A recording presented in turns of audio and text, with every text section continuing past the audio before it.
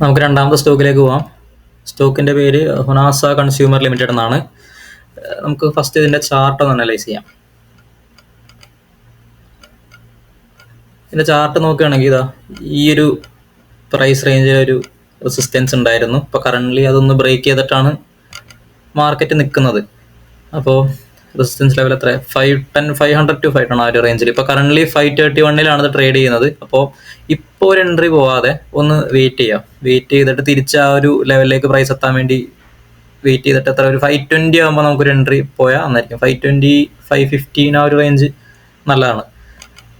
ഇതിൻ്റെ ഒരു ടാർഗറ്റ് എന്ന് പറയുന്നത് ഒരു 600 വരെയാണ്. പക്ഷേ നിങ്ങളൊരു സേഫ് പ്ലെയർ ആണെന്നുണ്ടെങ്കിൽ നിങ്ങളുടെ ടാർഗറ്റ്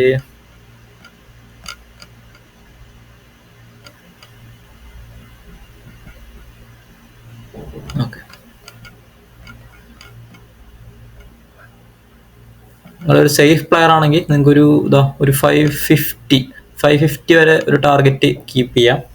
550 എക്സിറ്റ് ചെയ്ത് മാറാം. നിങ്ങൾക്ക് ഹോൾഡ് ചെയ്യാൻ പറ്റുന്നതാണെന്നുണ്ടെങ്കിൽ 600 വരെ ഹോൾഡ് ചെയ്യാം.